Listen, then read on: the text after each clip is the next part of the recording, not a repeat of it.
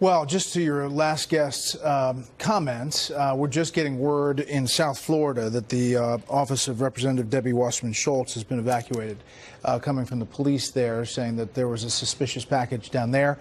Obviously, Democratic Congresswoman, former head of the DNC.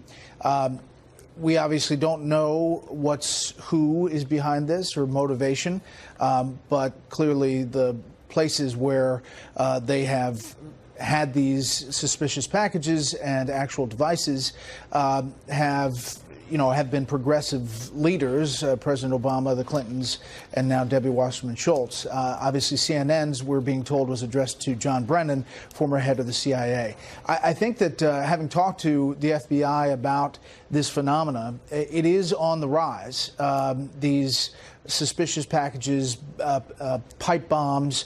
Remember back in Texas in March, we had a number of them sent. A couple of people died. I think 5 were injured. And you have a scenario where sometimes this is tough to track down, and there's going to be now a nationwide hunt for who's sending these things. Yeah, it seems like the Secret Service they've got this pretty well down. If you think about the mailing facilities, when they're vetting this information before it goes to the home of Barack Obama or Bill and Hillary Clinton, they know what they're doing and they know what to look for. In the case of CNN, it appears that it arrived in the mail center of their main facility, the Time Warner Center here in New York, Brett. Yeah, and now I think news organizations and agencies, government agencies, congressmen and women are going to be going through their mail carefully to see if there's anything else. And as your last guest said, these things come in waves, and it seems like there may have been at least 4 or 5 sent all at once.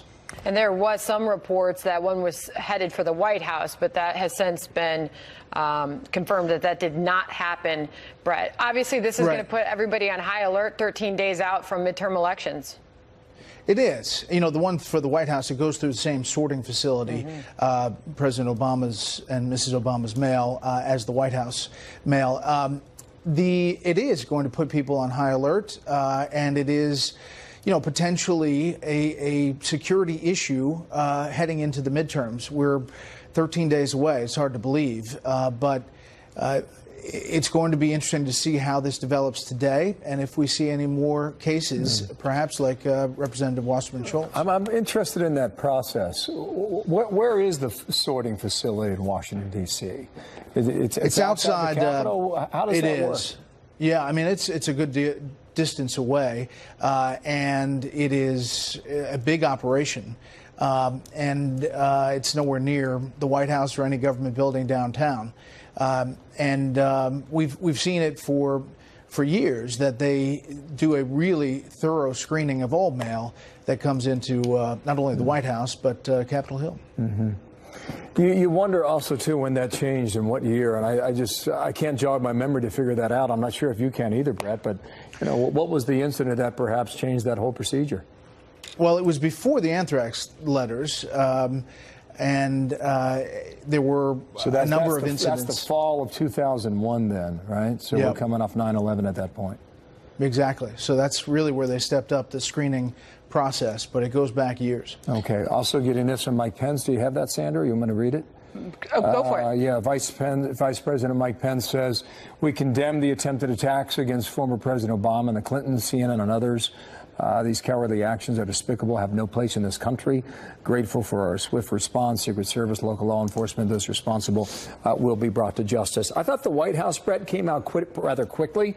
Obviously, they have inside information with the Secret Service. I thought Sarah Sanders' statement read an hour ago that we've passed to our viewers a couple times was pretty strong. I agree, and they wanted to do that quickly. Obviously, there are some people in different corners I've already seen on TV blaming President Trump for the environment in which this is happening, and obviously the White House wants to put out a statement. The Vice President puts out a statement. I wouldn't be surprised if we hear from the President about this sometime today. Could be shortly. We'll see. There's no official notice that he'll be speaking at from the White House. But meanwhile, if Brett, you can stay on with us, we're getting some video of the moment. We know that CNN, Time Warner had been evacuated in New York City. day. We're getting some video of what exactly what exactly it sounded like when all of this went down and the evacuation then had to take place. Let's listen together. The FBI is saying that they were rudimentary but functional. That means they were explosive devices. And to have projectiles, I mean, excuse me, that sounds like a fire alarm here. We'll keep you posted on that.